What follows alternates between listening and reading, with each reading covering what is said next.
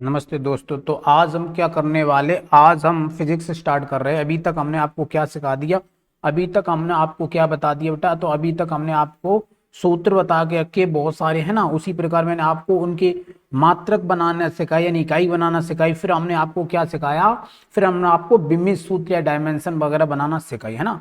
तो चलिए बेटा, आपने अगर ये सब कर लिया ना तो आपको अंदर जो फिजिक्स पढ़ने वाले हो तो उसमें आपको मात्रक और बिम्बित सूत्र में कोई प्रॉब्लम नहीं आएगी, है ना। अगर अभी भी नहीं किया है तो बेटा रोज प्रैक्टिस करना इस चीज की, तो है ना। चलिए, रोज आप 15 मिनट निकालो और इसकी प्रैक्टिस रोज किया करो। चलिए, तो आज स्टार्ट कर रहे हैं अपन फिजिक्स का पहला यूनिट यानी कि पहली यूनिट। ओके, तो पहली यूनिट का नाम बेटा क्या है? पहली यूनिट का नाम है स्थिर स्थिर वैद्युतिकी। क्या नाम है बेटा? स्थिर वैद्युतिकी, स्थिर वैद्युतिकी। ओके, ये पहले चैप्टर का नाम है, ठीक है ना बेटा, है ना। सॉरी, पहले चैप्टर पहली यूनिट का नाम है। इसके भीतर आपको 3 चैप्टर देखने को मिलेंगे। कितने चैप्टर देखने को मिलेंगे? चैप्टर 3 देखने को मिलेंगे। ओके, चैप्टर कितने बेटा? 3, है ना। फर्स्ट चैप्टर जिसमें आपको क्या बताया जाएगा, जिसमें केवल आपको विद्युत आवेश बताया जाएगा। क्या बताया जाएगा? विद्युत आवेश। ओके, विद्युत आवेश बताया जाएगा, है ना। और उसके संबंध में जो भी विद्युत आवेश से जो चीजें पैदा होंगी वो चीज बताई जाएगी, ठीक है ना। विद्युत आवेश के बारे में चलेगा। दूसरा चलेगा किसके बारे में? चालक की धारिता के बारे में। चालक की क्या बेटा? धारिता के बारे में। ओके, ये क्या चीज होती है तो पढ़ेंगे, तभी बताऊंगा मैं। अब आती तीसरा चैप्टर। तीसरे चैप्टर हम पढ़ेंगे बेटा कंडेंसर यानी कि संधारित्र के बारे में। ओके, तो ये सब जो हम 3 चैप्टर पढ़ेंगे वो तीनों चैप्टर किस यूनिट के भीतर आते हैं? स्थिर वैद्युतिकी के भीतर आते हैं। तो चलिए बेटा, आज हम स्टार्ट करने वाले विद्युत आवेश। क्या स्टार्ट करने वाले हैं बेटा? विद्युत आवेश। तो फटाफट कॉपी और पेन लेके तैयार हो जाइए और फटाफट हेडिंग डालिए वैद्युत आवेश। ओके, वैद्युत आवेश। तो सबसे पहले तो वैद्युत आवेश होता क्या ये जान लेते हैं ना। इसे इंग्लिश में क्या बोलते हैं? Electric charge. ध्यान से देखें बेटा, इलेक्ट्रिक चार्ज। अगर वीडियो आपको फास्ट लगा तो स्लो कर लेना बेटा, है ना। चलिए, तो विद्युत आवेश क्या होता है सबसे पहले तो आप ये जान लो, है ना। अगर मैं आपसे ये कहूं, ये कोई ऑब्जेक्ट रखा, ये कोई वस्तु रखी है, राइट, और ये वस्तु, इस वस्तु में कोई ऐसी गुण आ गया, ऐसा कोई गुण है इसके भीतर जिसके कारण ये दूसरी वस्तुओं को अपनी ओर खींच रही है। मैंने क्या कहा? ये एक वस्तु है, राइट, और ये वस्तु एक ऐसी कमाल की चीज बन चुकी है, इस वस्तु के अंदर एक ऐसी जादू शक्ति आ चुकी है जिसकी वजह से दूसरी वस्तुओं को अपनी ओर खींच रही है। ओके, है ना, ध्यान रखना। तो ये जो जादू आ गया इसके भीतर, उसी जादू का नाम है विद्युत आवेश। मैंने क्या बोला?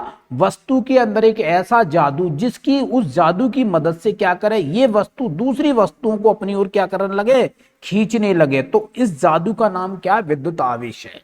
ओके, तो बेटा जादू पैदा कैसे हुआ ये हम आगे चल के पढ़ेंगे। तो सबसे पहले अपन क्या लिख लेते हैं, ध्यान रखना। विद्युत आवेश क्या है? विद्युत आवेश वस्तु के अंदर एक ऐसा जादू है, जादू ना बोलने तो गुण बोल दे बेटा, है ना, गुण या क्वालिटी, है ना।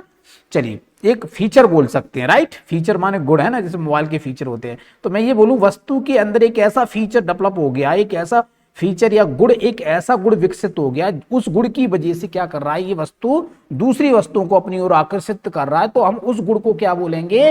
विद्युत आवेश बोलेंगे। क्लियर हुई ये परिभाषा? उम्मीद है ये बात एकदम आपके दिमाग में बैठ चुकी हो। आगे ये एकदम होता कैसे विद्युत आवेश, है ना, पैदा, ये पहले जान लेते बेटा। चलिए, तो आप लोगों ने पिछली क्लासों में पढ़ा होगा अच्छी तरीके से, क्या पदार्थ के अगर हम टुकड़े करते हैं, क्या करते हैं बेटा? पदार्थ के टुकड़े करते हैं तो क्या बन जाता है? कण बन जाता है, राइट। और अगर कण के हम टुकड़ा करते हैं तो अणु बन जाता है, राइट, मॉलिक्यूल बोलते हैं। और इसके और टुकड़ा करते हैं हम अगर अणु के, तो बन जाता है परमाणु। और परमाणु के भी टुकड़े कर दे तो हमें 3 चीज देखने को मिलेंगी। नंबर 1 इलेक्ट्रॉन, राइट, और दूसरा क्या होता है बेटा? प्रोटॉन। ओके, और तीसरा क्या बेटा? न्यूट्रॉन। ओके, ये बातें आपको उम्मीद है पहले से आपको पता होगा, है ना। तो इलेक्ट्रॉन काय का होता है, ये आपने पिछली क्लास में पढ़ा होगा, ऋण आवेशित होता है, इस पर माइनस रहता है। और प्रोटॉन काय का रहता है? प्लस का रहता है। क्लियर? और न्यूट्रॉन कैसा होता है? उदासीन होता है, इस पर ना तो प्लस होता ना माइनस होता। ओके, ये बात आप पूर्व जानते होंगे, मुझे उम्मीद है आप लोगों से, है ना। तो देखना बेटा, अब परमाणु कैसे, जैसे हाइड्रोजन हो गया अपना, ऑक्सीजन हो गया, है ना, सोडियम हो गया, क्लोरीन हो गया, ये सब परमाणु ही तो है। और जैसे कि पूछो अणु क्या है, जैसे H2, यानी परमाणु अगर मिल रहे हैं, जैसे खुद का परमाणु मिल जाए तो ये क्या बन गया? अणु बन गया। ऐसे O2 मिल जाए, ऐसे N मिल जाए, है ना। चलिए, Cl2। ओके, तो ये सब क्या आप तुम कहो ये कैसा है ना, कुछ परमाणु बेटा कई बार पूछ लिया जाए क्या अणु, सारे अणु परमाणु होते हैं नहीं, लेकिन सब परमाणु क्या हो सकते हैं, अणु हो सकते हैं ना। तो ध्यान से रखना बेटा इस चीज को, अगर नहीं समझ में आ रहा कोई बात नहीं, ये वाली लाइन आप एकदम सीधी याद रखो। क्लियर है। चलिए तो अब बात करेंगे सबसे पहले परमाणु के स्ट्रक्चर के बारे में। परमाणु के अंदर क्या क्या होता है, सबसे पहले आपको पता होगा नाभिक होता है, राइट। ओके, नाभिक के बाहर क्या होते हैं, कोष होते हैं यानी कक्षाएं होती हैं, राइट, सेल होते हैं ना। तो देखना बेटा फटाफट, है ना। तो आपको ये बात तो पहले से ही पता होगा, है ना। नाभिक में क्या रहता है बताओ फटाफट, नाभिक में क्या क्या रहता है इस नाभिक के भीतर। तो तुम कहोगे इस नाभिक के भीतर सर प्रोटॉन रहता है और न्यूट्रॉन रहता है। ये दो चीजें हैं वो कहाँ रहती हैं बेटा, नाभिक के भीतर रहती हैं। कहाँ रहती हैं, नाभिक में। ओके, तो नाभिक के भीतर क्या क्या होता है, प्रोटॉन और न्यूट्रॉन। तो नाभिक काय का होता है, तुम कहोगे प्लस का, और जी काय का हो तो कहोगे नहीं होता। यानी कि कोई अगर पूछ रहा है नाभिक होता कैसा, प्लस आवेशित के माइनस का, तो कहना नाभिक के भीतर केवल प्लस प्लस है, इसलिए नाभिक कैसा होगा, प्लस का होगा। क्लियरली ये बात समझ में आ गई। अब इलेक्ट्रॉन कहाँ होते हैं, इलेक्ट्रॉन कोषों में चक्कर लगा रहे होते हैं नाभिक के चारों ओर। क्लियर है। तो यानी कि पहले जो कोष है उसमें नंबर ऑफ इलेक्ट्रॉन कितने होते हैं, यानी इलेक्ट्रॉन की संख्या कितनी होती है, 2 होती है। कितनी होती है बेटा, 2। ओके, ये बात आप पूर्व क्लास में पढ़ चुके हो, है ना। क्लास 10th में खूब आपने अच्छी तरीके पढ़ा होगा, है ना, 1 से 5 चैप्टर तक आराम से। तो अब बात आती है अगले बार में देखेंगे, यानी नंबर दूसरा जो कोष है, दूसरा जो सेल है उसमें कितना होंगे, उसमें 8 होते हैं, 1 2, ये नॉर्मल बात बेटा, है ना, 3 4 5 6 7 8। ओके, तीसरे कोष में कितने होते हैं, 18 होते हैं उसी प्रकार, है ना।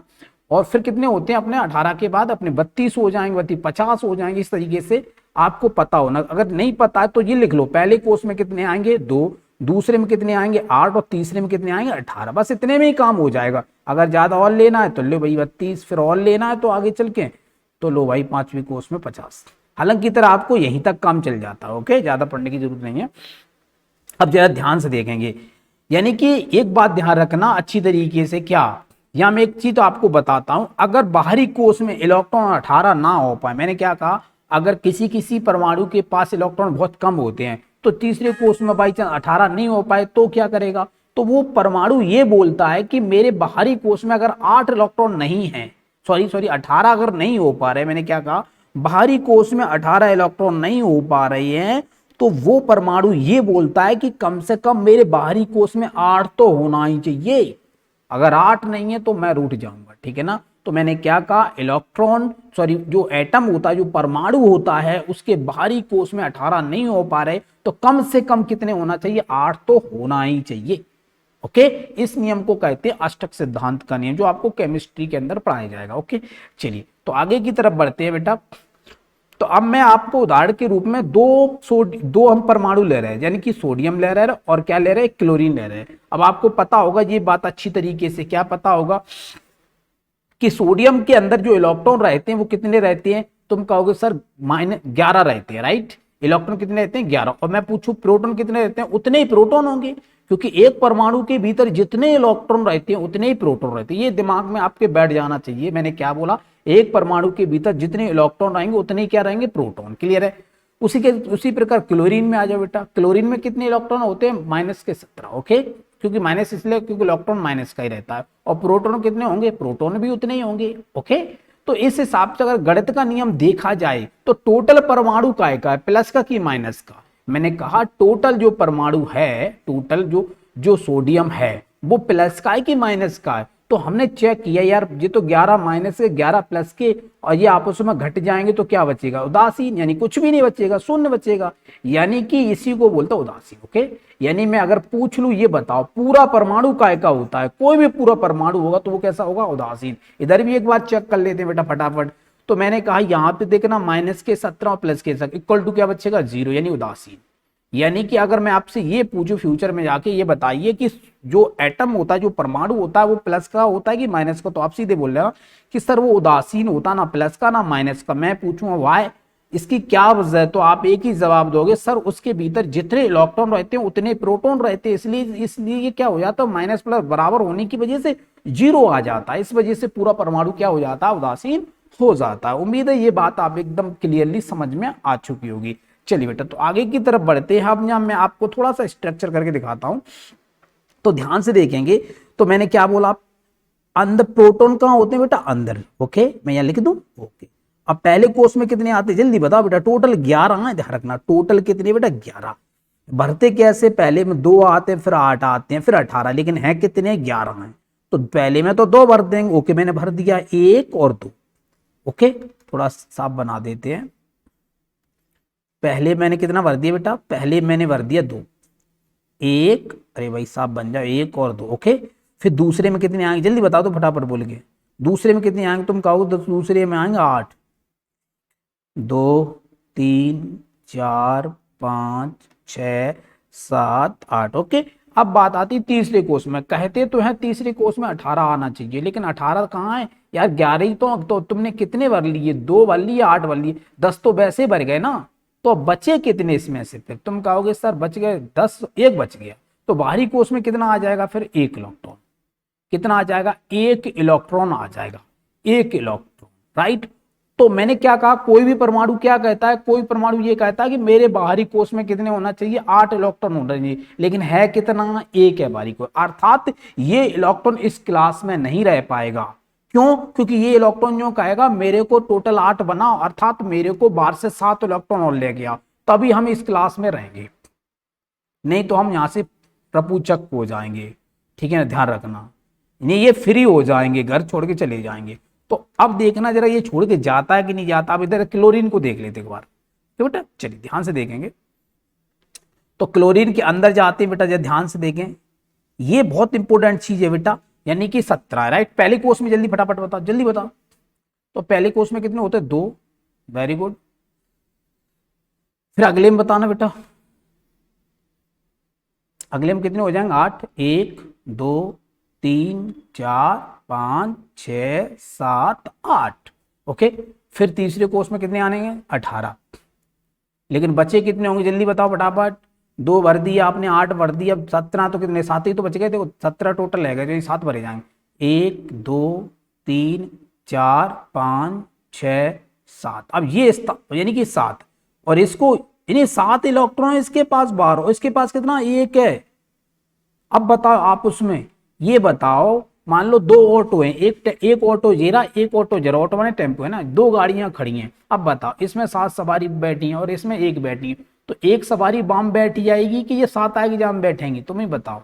तो तुम कहोगे सर 1 सवारी बाम चली जाएगी आराम से, और उसका ऑटो फुल है या वो निकल जाएगा। राइट तो यानी ये 7 तो नहीं आने वाले, यही छोड़ के चला जाएगा। क्लियर है।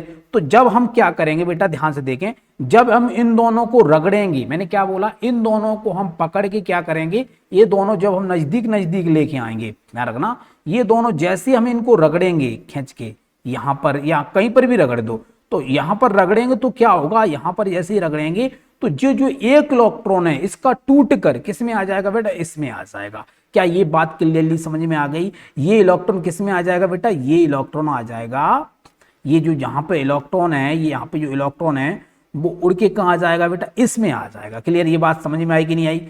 ये जो आपको इलेक्ट्रॉन दिखाई दे रहा है ये वाला, ये कहाँ आ जाएगा, इसमें से उड़ के इसमें आके बैठ जाएगा। ओके तो यहां पर देखेंगे तो यानी इसका बाहरी कोष जो था वो क्या हो चुका, खत्म हो गया। क्या हो गया, खत्म हो गया, और इसका बाहरी कोष भर चुका। ध्यान रखना इस पे वजन बढ़ चुका है, क्योंकि इलेक्ट्रॉन आया तो इसका वजन बढ़ा है। तो एक बात तो तय हो चुकी, क्या कि जिसका इलेक्ट्रॉन जाता उसका द्रव्यमान यानी वजन कम हो जाता है। क्लियर है। और जिस पर इलेक्ट्रॉन आता उसका वजन बढ़ जाता है। राइट अब यहां एक बात इंपॉर्टेंट समझने वाली बात है, क्या वो ही बात है, बस ध्यान से देखना बेटा। हम फिर से गणना करते हैं, थोड़ी देर पहले हमने देखा था कि ये सोडियम परमाणु कैसा था, उदासीन। अब एक बार दोबारा चेक कर लेता, अब कितना है। राइट तो अब इलेक्ट्रॉन कितने बचेगा, 1 तो चला गया, तो यानी 10 ही तो बचेगा, 1 भल गया था, देखो थोड़ी देर पहले गया था जब घर्षण किया था, हम दोनों बीच हमने फ्रैक्शन कराया था तब, है ना। अब यहां पर हम देखते हैं बेटा क्या कि यहां पर 10 इलेक्ट्रॉन बच गए। राइट इसके पास, और बेटा प्रोटॉन तो अंदर आज भी 11 रखी है। राइट तो प्रोटॉन आज भी 11 है। तो कुल मिला के यहां बात की जाती है, क्या बात की जाती है कि यहां पर 10 माइनस के 1 प्लस का, यानी कि 1 प्लस का बच गया। राइट तो आपको क्या समझ में आया, आपको एक बात समझ में आई कि सर पहले जो 0 था इस पर कोई भी आवेश नहीं था, यानी कोई ना प्लस का ना माइनस का, लेकिन जैसे 1 इलेक्ट्रॉन छोड़ के गया, क्या कही, 1 इलेक्ट्रॉन जैसे ही छोड़ के गया तो ये प्लस का बन गया। देखो मैंने यहां दिखाया गणना करके, तो इसके ऊपर 1 प्लस आया, क्योंकि 1 ही इलेक्ट्रॉन छोड़ के गया था। अभी 2 जाता तो 2 इलेक्ट्रॉन जाते, 2 प्लस का। अब इस पे देख लेते बेटा फटाफट। तो क्लोरीन के पास पहले कितने थे, तो पहले कितने थे ऊपर देखे फटाफट, पहले थे माइनस के कितने लिखे 17 और प्रोटॉन 17 है ना। अब कितने होगा, एक आ गया, तो तुम कहोगे 17 तो पहले से थी, एक और ज्यादा आ गया तो 18 हो गए इलेक्ट्रॉन। क्लियर है। यहाँ पर प्रोटॉन कितने हो जाए, प्रोटॉन तो पहले से ही 17 बेटा, है ना। तो यहां से एक बात क्या दिमाग में आ रही है, आपके दिमाग में एक बात आ रही, सर घटाना करेंगे तो इस पर एक माइनस का बच जाए, राइट। यानी कि जिस पर इलेक्ट्रॉन आया वो तो हो गया माइनस का, और जिससे इलेक्ट्रॉन गया वो हो गया प्लस का, राइट। अब याद रखना, अब ये चीज बन चुकी है पूरी, अब इसको हम परमाणु नहीं बोलेंगे, ध्यान रखना। अब इसे हम परमाणु नहीं बोलेंगे, इसे परमाणु नहीं बोलेंगे, इसे क्या बोलेंगे, इन्हीं को बोलेंगे आयन। क्या बोलेंगे, आयन। और इन आयनों के बीच एक प्लस का बन गया, एक माइनस का, इन आयनों के बीच कुछ शक्ति आ गई, क्या, वो शक्ति प्लस और माइनस की आ चुकी है, ध्यान रखना। और यही प्लस और माइनस के कारण ये आपस में एक दूसरे के प्रति क्या होंगे, आकर्षण होंगे, क्योंकि विपरीत लोग हमेशा आकर्षण होते हैं। चाहे चुंबक में लेके देख लेना आप, बेशक चुंबक के एक एन और एक एस, ऐसी दूसरा एन एन लेके आइयो, तो एन एन एक दूसरे को आकर्षित नहीं करते, एक दूसरे को धक्का मारते, दूर धकेलते, यानी प्रतिकर्षण करते। और अगर जे एन को हम यहां ले आए दें इसके पास, तो क्या हो जाएगा, जे एन को, तो आकर्षण होगा। हमेशा विपरीत चीजों के बीच क्या होता है, आकर्षण होता है। आप मानव में ले लो, अगर देख लेना, मेल मेल के बीच मेल मेल होगा तो क्या होगा, प्रतिकर्षण, मेल फीमेल होगा तो आकर्षण है। उसी प्रकार आप समझ लेना। ओके बेटा, चलिए, ये तो सार्वभौमिक सिद्धांत है ना बेटा। चलिए, विपरीत चीजों के बीच हमेशा आकर्षण होता है। तो यहाँ प्लस और यहाँ माइनस है, तो इनके भीतर कौन सा गुण आ गया, आकर्षण का गुण आ गया। और आकर्षण का गुण किसकी वजह से आया, इलेक्ट्रॉन के जाने से, राइट, या इलेक्ट्रॉन के इसके पास आने से। तो इनके पास जो एक आकर्षण का गुण आ गया है, उसी को हम बोलेंगे आवेश। ये बात दिमाग में रख लेना। ओके, चलिए मैं अब आपको परिभाषा लिखवाता हूं। चलिए बेटा लिखो। तो आवेश हेडिंग डाल दें सबसे पहले, विद्युत आवेश। ओके, विद्युत आवेश, विद्युत आवेश डालें। ओके, अब लिखेंगे, मैंने अभी क्या किया था, जब दो पदार्थों, है ना, ये पदार्थ ही तो है बेटा, परमाणु भी एक पदार्थ ही होता है ना, परमाणु से लेकर पदार्थ होता है ना। चलिए, तो यहां पर हमने रगड़ा तो दो प्रकार के यहां पर आवेश आए थे, है ना। यहां एक बात नोट करने वाली है, क्या बेटा, कि आवेश तो आया लेकिन बराबर है। देखो, इस पर एक माइनस है, इस पर एक प्लस है, बस इतना अंतर है कि ये उनकी प्रकृति अलग अलग है। इस पर प्लस है, इस पर माइनस है, लेकिन आए तो बराबर है, एक ही एक आए हैं, राइट। तो ये ध्यान रखना है। तो कोई भी दो वस्तु रगड़ोगे तो उन पर बराबर मात्रा में आवेश आता है ना, लेकिन अलग अलग आता है, ये भी ध्यान रखना।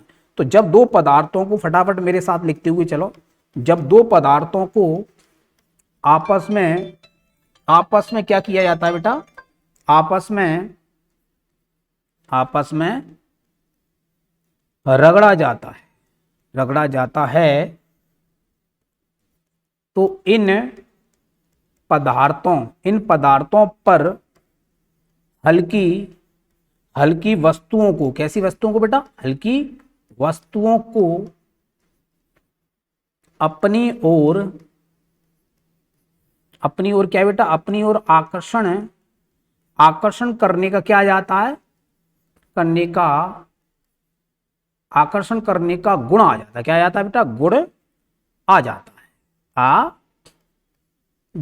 ओके बेटा, आ जाता है। पदार्थ के इसी गुण को हम क्या कहते हैं, जो आकर्षण करने का जो गुण आ गया है ना, पदार्थ के इस गुण को हम क्या बोलेंगे, इस गुण को बोलेंगे बेटा विद्युत आवेश। क्या बोलेंगे, विद्युत आवेश। उम्मीद है ये बात एकदम आपको समझ में आ चुकी है, विद्युत आवेश कहते हैं। क्लियर बेटा, है ना। तथा अब जो वस्तु आवेशित हो चुकी है उसे हम आवेशित वस्तु बोलेंगे ना, तथा उस पदार्थ को हम क्या बोलेंगे, जिस पर आवेश आ गया है, तो उसे हम बोलेंगे, उस पदार्थ को आवेशित पदार्थ कहेंगे। क्या कहेंगे, आवेशित पदार्थ, या चार्ज्ड। जैसे मोबाइल चार्ज होता है तो वो आवेशित ही हो जाता है बेटा, है ना, बैटरी उसको हो जाती है आवेशित। तो ऐसे आवेशित है, चार्ज मटेरियल है, चार्ज सबस्टेंस। ओके, ठीक है ना बेटा। चलिए, अब आपको उदाहरण देने के लिए कैसे आपको पता लगे, कैसे आप कहोगे ये कैसे हो गया ना, तो आप एक काम करना, अपने घर में कंघी लेना, अपने बालों में जरा उसको रगड़ के देखना, फिर जमीन पे जो कागज के टुकड़े रखे हों या मिट्टी के टुकड़े रखे हों, मिट्टी के कण रखे हों, उसके पहले तो अपने बालों में क्या करना, कंघी को रगड़ना है, राइट। फिर उस कंघी को कहाँ ले जाना है, जमीन पे ले जाना, मिट्टी के कण रखे होंगे या फिर कागज के रखे होंगे तो उनके पास ले जाइयो। उसके बाद वो क्या करेगा, कंघी क्या करेगी, उसमें गुड़ आ जाएगा, क्या, ऐसा गुण आ जाएगा जिसकी वजह से वे कण क्या हो जाएंगे, कंघी से आगे चिपक जाएंगे। सो समझ लेना ये कंघी क्या हो चुकी है, चार्ज्ड हो चुकी है। ओके, प्रैक्टिकल करके आप देख लेना। तो यहां पर हम क्या कहेंगे, आवेशित पदार्थ कहते हैं, है ना। उदाहरण फटाफट लिख लो बेटा, उदाहरण, ठीक है ना, उदाहरण जल्दी फटाफट। अगर हम कांच की छड़ को रेशम के कपड़े से रगड़ें, क्या करें, रगड़ें, तो कांच पर धनावेश आ जाएगा, धनावेश, और रेशम पर कैसा आ जाएगा बेटा, और रेशम पर ऋणावेश, कैसा आ जाएगा, ऋणावेश आवेश आ जाता है। ओके, है ना। किस वस्तु पर ऋण और किस वस्तु पर धन आता है, ये आपको बड़ी दिक्कत कर रहा होगा ना, तो थोड़ी देर के लिए हम बता दें। जैसे दो ऑब्जेक्ट आपके रखे हैं, एक ऊपर है एक नीचे है, तो दोनों को हम आपस में रगड़ रहे हैं, तो जई को इलेक्ट्रॉन तो नीचे आएगा टूट के, कि नीचे का ऊपर चला जाएगा, हमेशा चीज ऊपर से नीचे टूट के आती है। तो वहां माइनस, इसमें माइनस आ गई, राइट, इलेक्ट्रॉन इसमें आ गया वहां से, तो यहां तो ये हो गया माइनस का, और वहां से निकल आओ, यानी उससे निकले आया, जिससे इलेक्ट्रॉन निकलता वो काय का हो जाता, तो प्लस का, भी थोड़ी देर पहले हमने बताया था यहाँ पर, राइट। ये देखो हुआ था, इधर का इलेक्ट्रॉन इधर गया था तब। ओके, तो चलिए बेटा आज की क्लास